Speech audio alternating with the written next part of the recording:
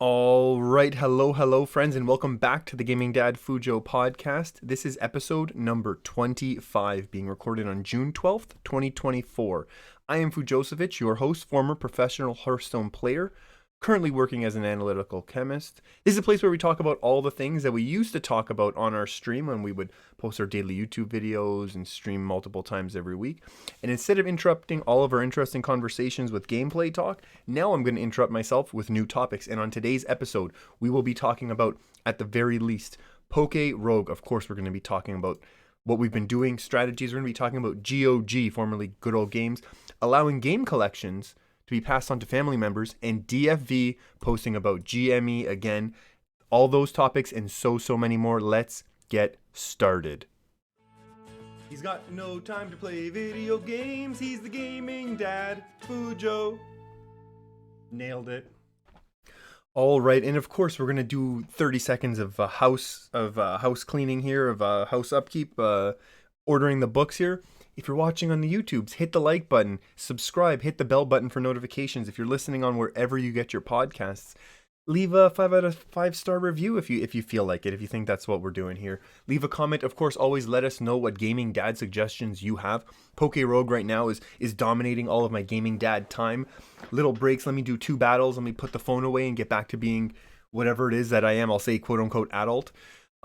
So let's get into some Poke Rogue. That's what we've been doing a lot of. First of all, they've been releasing so many updates as a free game. We've talked about this. It's a free game. They've created all their Pokemon assets. That's how they're allowed to do this. And they're doing it all for free. And they keep doing all these small changes, all these small quality of life and large content, actual functionality of the game they keep implementing. They're honestly doing a lot better than Game Freak has done since Pokemon's been coming to the Switch, which is really disappointing and kind of upsetting because this is the most basic 2D, almost zero animation game, but fundamentally it's better than a lot of what we've gotten on the Switch in terms of, we've talked about the Pokemon on the Switch being super buggy and laggy and having lots of issues. There's paid DLC for stuff that used to be in base games, so it's just really, really disappointing how it's happened. But what have they done? They've implemented a ton of moves. There's a lot of moves in the game that will have a P in a bracket behind it if it's partially implemented, or an N for things that are not implemented. Just because there's some functionality, it's more than just, use this ability, do that much damage sort of thing. They've been a lot of quality of life things. They've started to highlight your highest stat. They let you know when you hatch new Pokemon if it maxes out that stat for future runs. There's an egg counter when you're hatching multiple eggs, which is actually really fun to see. Like, oh, fantastic! I got 6 eggs coming right now. That's a lot of fun. The transfer screen doesn't exit when you're using it. That's just a simple quality of life thing that they just have these updates go to their servers. It was just fantastic. Let's see what's going on. Oh, move ability previews when you're using the mushroom to remember forgotten moves, which is really useful for someone like me who hasn't played a lot of Pokemon games in a while. So just fantastic work to the dev team. If you haven't checked this one out and you like Pokemon, or you like roguelites, or you enjoy fast, honestly, it's a pretty fast-paced little silly game, and just like supporting, to me, this is like independent developers who are, developing with a Pokemon game, but, people supporting these passion projects, I always love. So we talk a lot about these things, right? What have we done since the last time we talked? We talked about our Kyogre and Shiny Sentret run. Kyogre carried all the way, right? The 145, that's a huge boss battle, so there's 200 waves in classic mode. Kyogre absolutely dominated. Kyogre soloed basically all of the Elite Four all the way to wave 190. Wave 90, we got Champion Cynthia. Interesting to note, very tough battle. 195 wave was actually pretty easy for Kyogre. That's also another tough one, but then Eternal, we failed. I know, so in Poke Rogue, you're able to redo your fights if you so choose. And I thought, you know what? Let's. Who am I cheating? I'm not cheating it. It's allowed in the game. There's a option in the settings you can do. That was a hard word for me to find in my brain. So you can set it as an option, or you can always just refresh because it's a website and it doesn't save until the battle's done. But I figured, you know what? I took a couple tries and I thought, you know what? I'm not just gonna sit here retrying until I find a combination perfect RNG that works. We're not gonna do it. And I know the runs are seeded, the fights are seeded, so I'm not going to sit there and do that. And that's fine. So we decided to restart. In the meantime, I did hatch a Sneasel with Triple Axle, which was a move that was fully implemented and once again carried all the way to 190, and we ended up winning, which is really cool. Got a Sneasel, Sentret, and really strong IV Magikarp, and that carried really well. And again, we had Garnicle, who massive MVP with Rock Salt. Again, a Pokemon I'd never seen before, and before I played Poke Rogue, so it was really cool. Minor strategy tip: if you're struggling a little bit and you get a map early, go straight to the cave. Go straight to the cave. Get yourself a Garnicle. Get Rock Salt. Get Recover. Like I said, I haven't played a lot of Pokemon. Whatever the move is, Rock Trap, where your opponent will take damage when they shift Pokemon. Fantastic. We started another run since then. Kyogre, Shiny Sentret.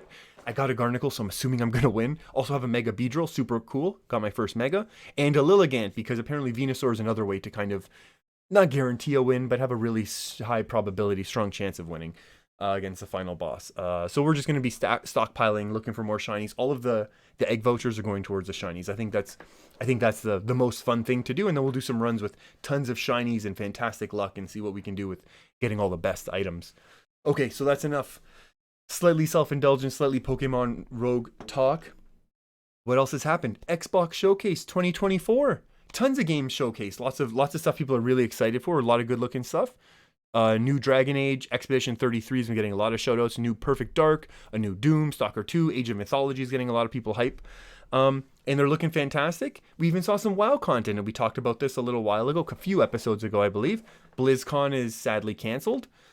And why not just bundle it with the parent company? You can do these online things. We talked about Nintendo does their Nintendo Direct whenever they want to. So why not do it? And there's just, like I said, there's a lot of cool stuff that they announced here, and they showed trailers. And the only challenge is, the teeny tiny issue I think we should notice of this is the fact that they kept saying a lot of things are coming 2024, and we're in June of 2024.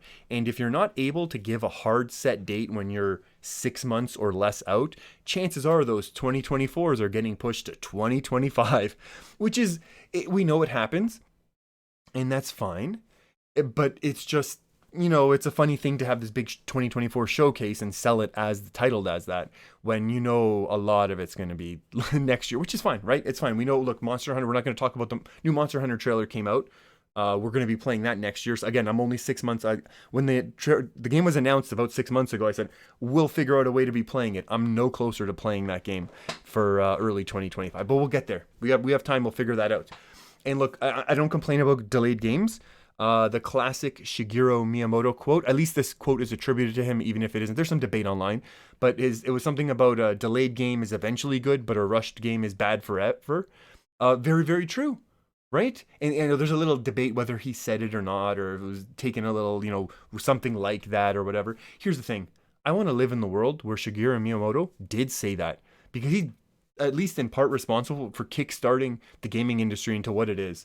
And he's such a positive guy. So let's just say it's his quote. Okay, let's say it and move on. Other fantastic quotes. The part of this Microsoft Love Fest is Phil Spencer said that Xbox Call of Duty is going to be giving players choice and not, and I quote, not do slimy platform things, end quote. And that's the same Phil who bought Bethesda and immediately canceled all the PS5 versions of Starfield, which even caught the developers off guard. So that's definitely not a quote-unquote slimy platform thing, close quote. And we know obviously the only reason they're changing their tune, they'd keep Call of Duty exclusives if they could, but you got to make your money off this multi-billion-dollar acquisition, and you have to do that when there's tens of millions of PlayStation 5 users out there who are going to buy your game. So yeah, it's not doing things to upset the gamers, but it's also the bottom line. And at least here's the thing: we're not going to complain this time. I don't think I complain about these things. I think we comment on them, and we want for things to be better for consumers, for gamers, for all that. And at least we're going to take the win that gamers are benefiting from this, right? There's going to be more Call of Duty options for people, which is going to be a win. Even though we have to acknowledge the fact the person who said it is kind of one of the look, the console wars have been a thing since forever, right? But it's been amplified recently, so it's just funny, the irony. Let's go next topic. Okay, I'm gonna have to take a breath and compose myself. The myth, the man, the legend himself posted a YOLO update on GME. So DFV, those are acronym. DFV, 3 letters. I know sometimes I slur my words when I speak, so I just want to make it clear what I'm saying. DFV tweeted out on June 2nd, that was a Sunday evening, to confirm a post online that showed his current position in GME. We're going to get into a little backstory. Holding 5 million shares and 120,000 calls expiring June 21st, 2024. That's important. And also 29.2 million cash in that same trading account. I had a hard time sleeping that night, that Sunday evening. I was getting ready for Monday morning, and we're going to do a little bit of a recap right now. I took some notes. So we're going to have to travel back in time to 2019. It was a simpler time. Some would argue a better time. Some would argue the world was in a better place. And in late 2019, a young DFV posted what he titled as a GME YOLO on one of our favorite investing forums that we're all intimately familiar with. GME is GameStop, just in case we're clear. I should post that. YOLO stands for You Only Live Once. Also, in case people weren't clear on that. So invested, this initial post was talking about holding calls for January 15th, 2021 at a strike price of $8. So that's over a year in the future, and we're going to talk about what is a call. Okay, so normally when you invest in a company, you buy a share, right? You say, I now own 10 shares of GME. Fantastic. You can also do something called buying calls.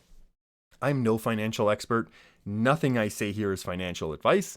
Nothing I say here should be taken as any sort of endorsement one way or another.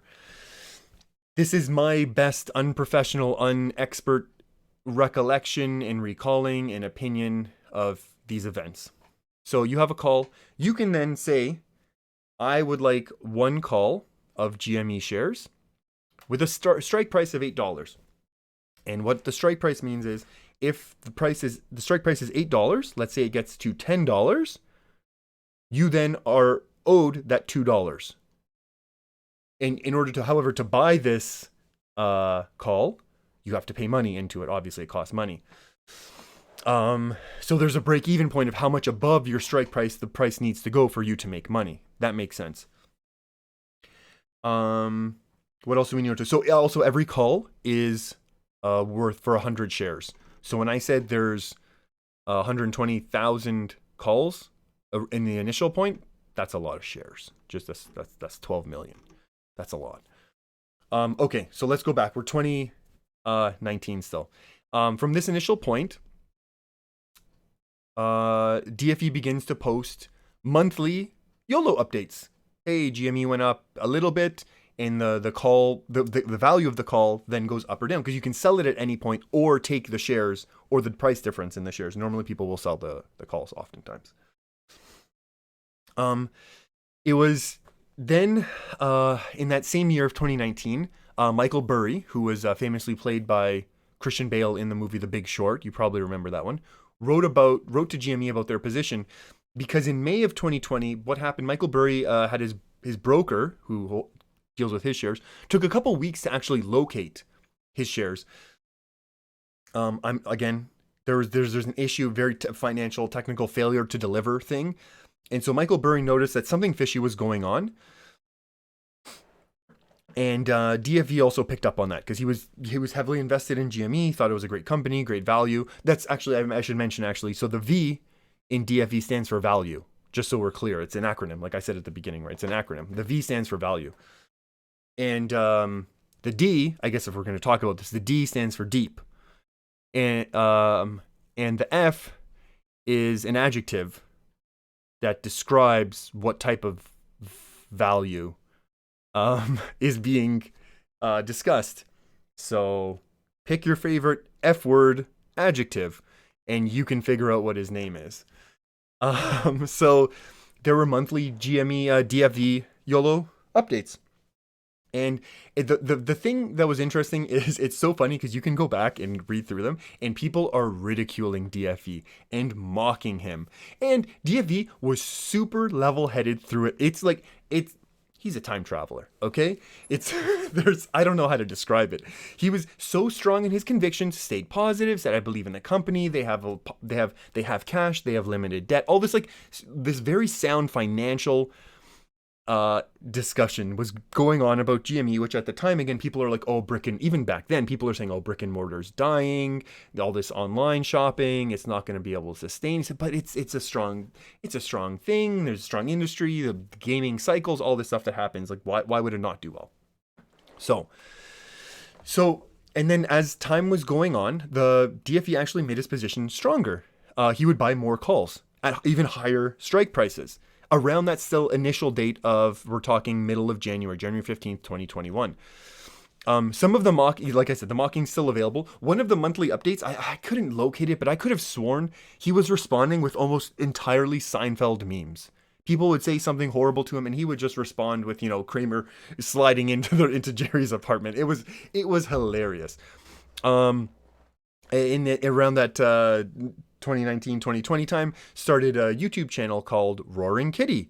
Had very infrequent streams. Like, when you look back now, famously, he would get 2 or 3 viewers at the time, and he would just sit there and just talk about, financial news and talk about GME and the company and this stuff and explain why he was so positive on it. So I caught wind in mid 2020. I'm sure that I saw the stuff, but I wasn't like conscious of what I was seeing until probably mid 2020. And I bought in. Nowhere near the level at DFE did. In all, he said he's invested about 50,000. I know I'm spending so much time on this. I love going through this because I remember all of these moments so clearly now. So the thing is that, he said it was most of his family's money, $50,000 all in all, he bought in here. And there were a few months there, you can look back on one of the monthly YOLO posts where he's green into $1 million, and he's still held. Okay, it's turning $50,000 into $1 million is wild, and he's just like, this is fantastic. I think it's gonna go higher. Like, most people would take $1 million and pay off their house and just thank whatever they're going to thank in the universe, right? And the thing is, the price continues to rise, and so do the value of his calls. And we'll talk a little bit about why the price was rising and what's going on. And obviously, there's still, like I said, positive cash flow, no debt, all this stuff. And then there might be a little bit of tomfoolery going on here as well. But at this point, by late 2020, people are praising him. People they're yearning to Seinfeld. They're yearning for his posts. There are memes born about him. The phrase "diamond hands" is basically popularized because of DFV. The idea is that if people held the things that he was holding with paper, they would just fall right through, but only his powerful diamond hands could hold all of this profit and not just cash out, right? Like, once you're at $1 million, $2 million, you're changing your family's trajectory, right? And most people are just taking that and running. So there's a ton of like, you can look up this history. So, like, let's go quickly through his chronological gains and losses. He went from 53,000 to 3.1 million in the first 18 months.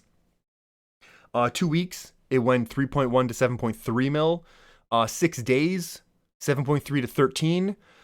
At one point, he makes it up to 47.9 million. That 47 turns to 33 within 24 hours, and he posts an update and holds.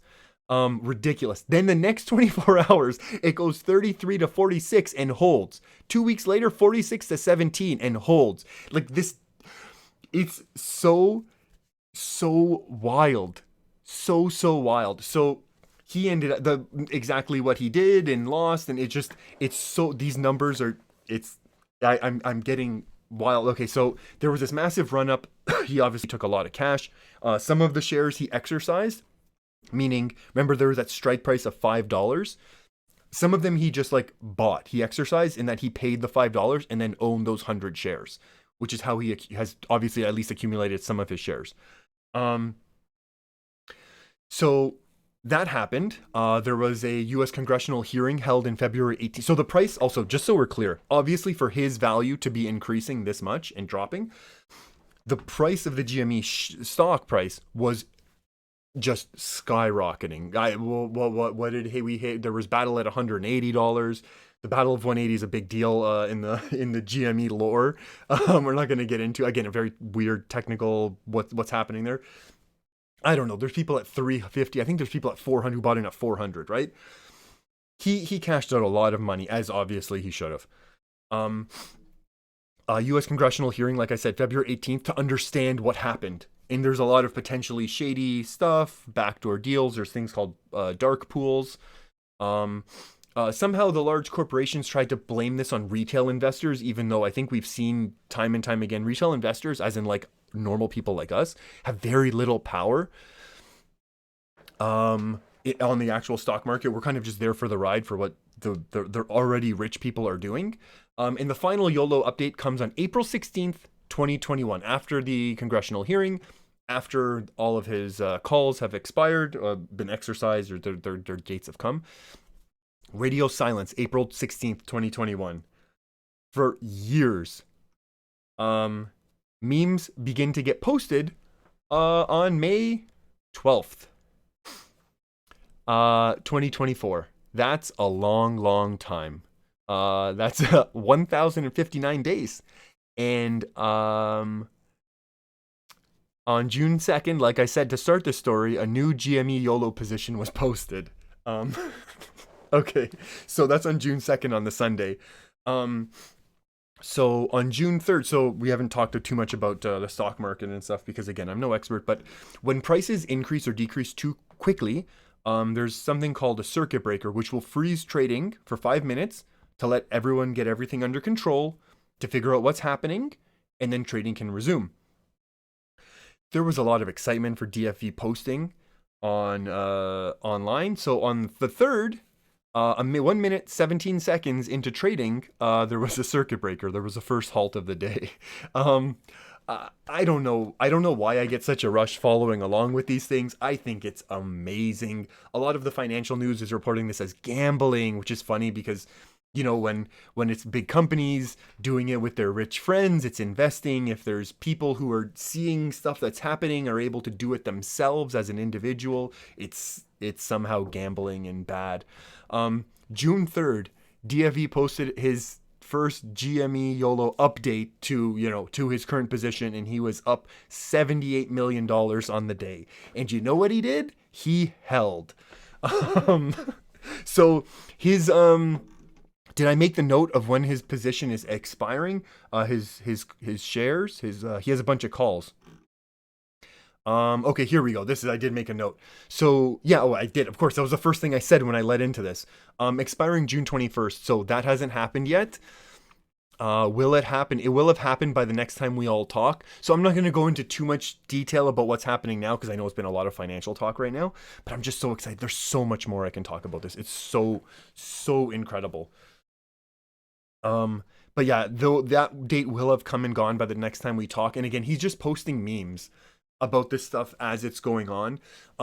What else has happened? A couple other blasts from the past have come back online.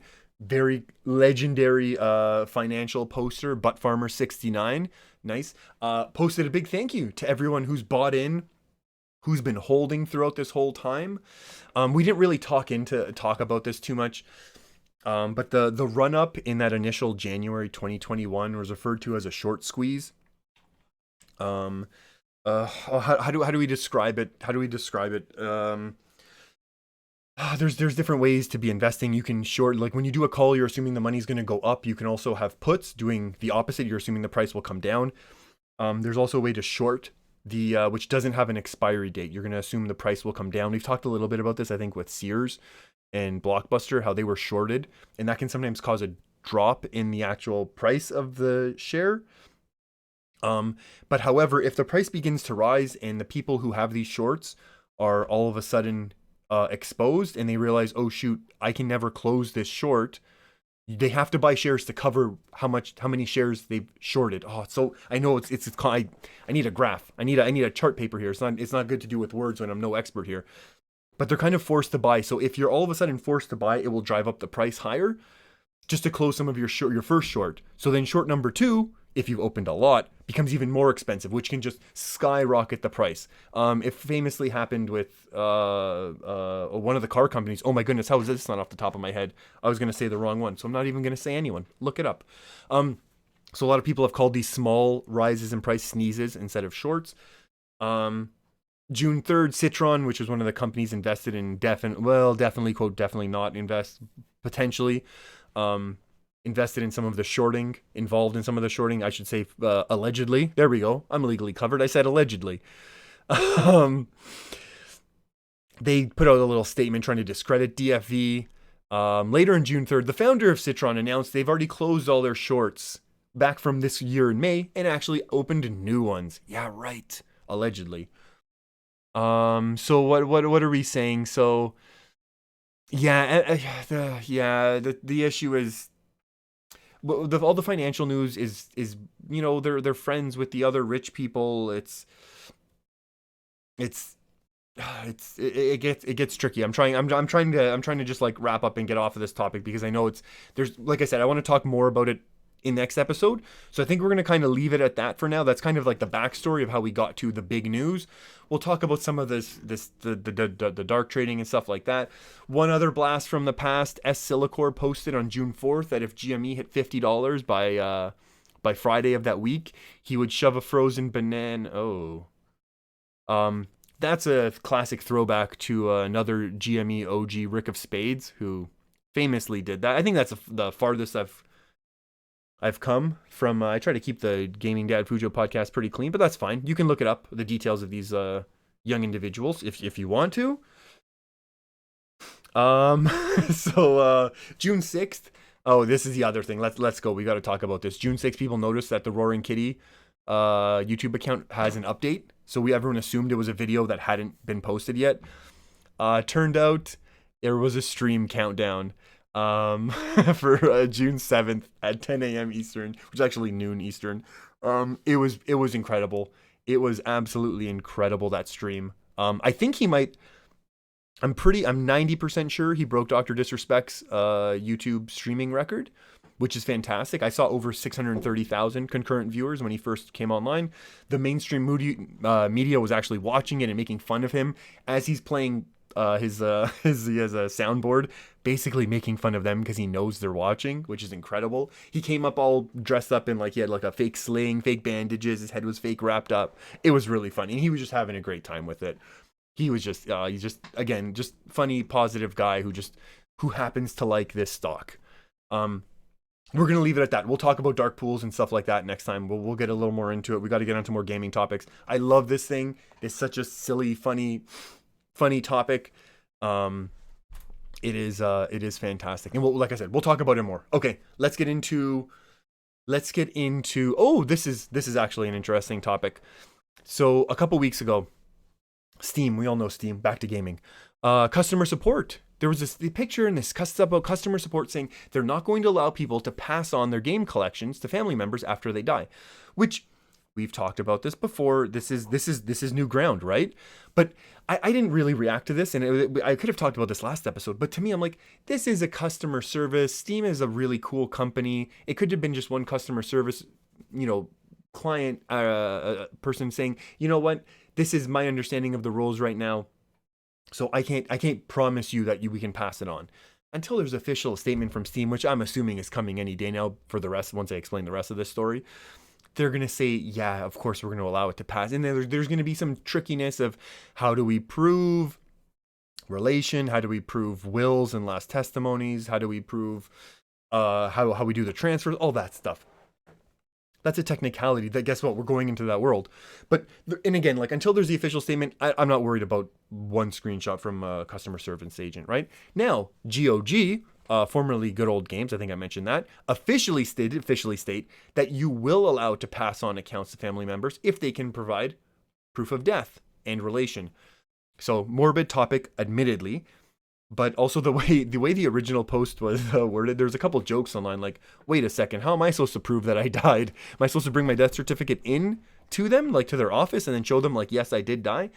Obviously, we understand the wording is how the intent of what they meant. But I think it's actually this is a really, really important topic for modern gaming because there are so many of these online gaming portals now where you pay for a game. And we've talked about how these licenses have a couple times been revoked. So it's cool to see companies saying yeah, you've paid for this. This is yours. You'll be able to pass it on. That's really cool. All my NES and SNES carts sitting in plastic boxes beside me here, those are getting passed down. Why not my digital games too?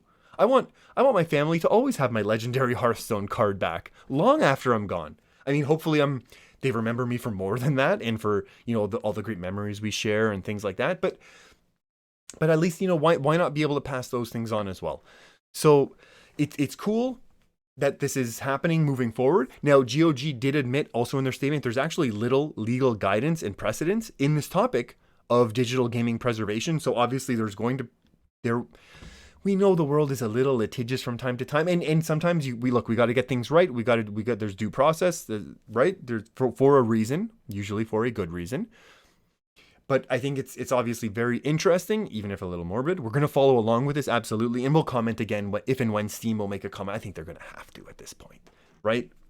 I think they're going to have to. And I think they'll be along the same lines of, yes, there's not a lot of precedent, but we're going to do what we can to make sure your family will be able to keep the things that you paid for, right? And own. So that's really cool. I really like that one. We're going to follow along. Okay, let's talk some retro gaming. Unfortunately, Nintendo and Sega, what are you doing? Just got a massive ROM site, Vim's, taken down. We love ROM sites. We've talked about the ROM sites, and we've talked about the hacks, and we've talked about people's passion of playing these old silly games and modifying them and working on them and doing all this cool stuff. So Vim's was one of the last safe sanctuaries of ROMs. There's a lot of sites out there that exist, but you got to be really careful. You'll get viruses for visiting them, viruses for downloading them, viruses for thinking about them. I hope no one got a virus now with me just mentioning them. It's the way those sites kind of work. But Vim's had a kind of a complete ROM archive for every game and system other than the modern generations. And the thing is, how is someone supposed to play an old Genesis game, right? Like, it's, how am I supposed to go play this? It's not like people are gonna, like, people want to go play it, check it out, and do it. There's no way for people to actually even pay for it, right? Like, this is one of those, like, Indiana Jones things. That belongs in a museum, right? It's not, this isn't some, like, I feel like, I know it's silly to be like, gaming has shaped modern culture, but it's had a big part. And these things, and I know they are, and again, we understand why these companies have to protect their intellectual property. We always acknowledge this whenever we talk about these topics. You have to protect your intellectual property, otherwise it's the next challenge. You say, well, you haven't tried to defend it, blah blah blah. We've talked about this, but I'd like to hope that, especially in these cases with these 30-plus-year-old games, no one is profiting off of anymore, to find some way to make them accessible so that people can understand where the gaming has come from. A lot of, younger people are going to like look at these old games and be like, oh, cool, that's where the gaming came from. They might not be as captivated or have as much nostalgia as someone like myself does about some of those games, but they might still want to check them out. And I'm sure they'd like to check them out somewhere safely, especially in stuff you're not going to, maybe you can do, I know Nintendo's gotten better at it, at selling these bundles or having things part of their online, already paid system. But I'd love to see more accessibility for some of these older stuff, especially that just isn't really available any other way now, other than going sometimes to collectors who are just way overcharging for some of this stuff. And I get it. I understand we were going to talk about collectibles, but I'm going to cut collectibles. We're going to, you know what? I'm going to cut the last story as well. We're going to mention it now. So there was an indie dev who basically admitted to stealing another indie dev's concept and put the game out first. So the Thief's game is called Wild Cards. Look it up. The original game is called Dire Decks. This is wildly awful behavior. The games are basically, they just admitted they're a bad person. And the thing is, there's no real legal, copyrightable thing for game mechanics. You can't steal, they didn't steal code, they didn't steal art. So there's no real legal way to challenge this. This is why cloning is so rampant in the gaming industry. Names, logos, that all gets trademarked, of course. But a mechanic, and again, when it's these simple small games, it's doable. And the sad thing is, like, you have the ability to go in and code and do all this stuff to make your art, to be doing your testing and your compiling and all of this, and being able to upload and share, and you just admit that you're a bad person because the comment was like, happens all the time, bro. It's just absolutely wild that they're just admitted that they were that bad. So I don't know. I just thought it was a funny story where the person just fully admitted. They're like, yeah, I'm kind of a bad person. My game's out available. $2.99 if you want to play it, or some whatever it is. It's a small indie game, so it's only a couple bucks. Don't buy the bad one, is my suggestion. Okay, that is going to be the last story. We're going to say thanks for stopping by, everyone. That was a lot of fun. Obviously, a lot of stuff to follow up for next episode. There's a bunch of other things I wanted to talk about. I want to talk about Final Fantasy speedruns. I wanted to talk about X-Men 97. I wanted to talk about Star Wars Acolyte. I always want to talk about Star Wars. I wanted to talk about some collectibles, but I had no time for any of it. And that's fantastic, because that means there's going to be a lot more great topics for next episode. I hope you are doing well wherever, whenever you are. I hope you have a good morning, afternoon, or evening. And we will talk again sometime very, very soon. Bye-bye.